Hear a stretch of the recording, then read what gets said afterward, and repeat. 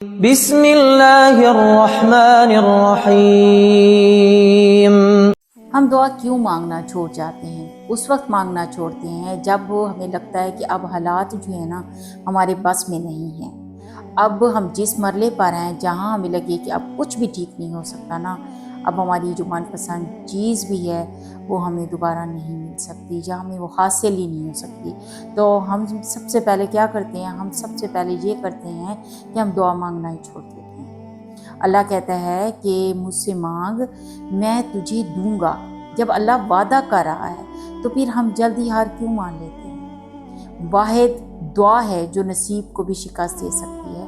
جہاں لگے نا کہ اب یہ چیز ہماری دسترس سے باہر ہے، ہمیں حاصل نہیں ہو سکتی، وہاں دل میں اللہ کا نام بار بار لینا چاہیے۔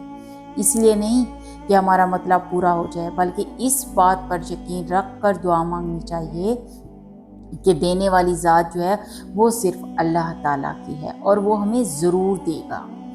وہی دے سکتا ہے، وہ ضرور سنے گا بھی صحیح۔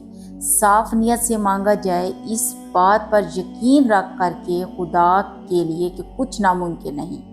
وہ ہمارا دل کیوں بدلے گا؟ وہ کون کہے گا؟ جب اس کے آگے ہم جھولی پھیلاتے ہیں نا تو اس سے بہت زیادہ خوشی ہوتی ہے۔ بات صرف اپنی دعاؤں پر یقین رکھنے کی نہیں ہے۔ یاد رکھو کہ اللہ دعا کی توفیق تب ہی دیتا ہے جب اس نے کن کہنا ہوتا ہے۔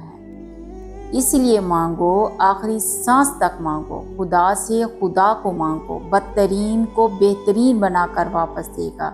اللہ تعالیٰ کا وعدہ ہے کہ میں بہتر سے بہترین دوں گا۔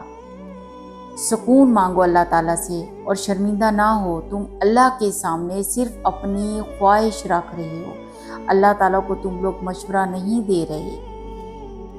کن کہنا، راستہ بنانا اور تمہیں سکون دینا اس پاک ذات کا کام ہے۔ ساری سوچیں تمہاری ہیں کہ کب سب صحیح ہوگا، کب وہ واپس آئے گا، کب ہم خوش ہوں گے۔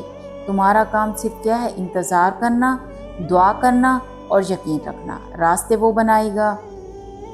تم خود کے لیے پریشان مت ہو، بس اندھا یقین رکھو کس پہ؟ اللہ پہ، اور ان قریب اللہ تعالیٰ تمہیں اتنا عطا کر دے گا کہ تم لوگ خوش ہو جاؤ گے۔ اللہ رب العزت سب کے معاملات درست کر دے اور سب کو عشق حقیقی میں مبتلا کر دے۔ آمین یا رب العالمین۔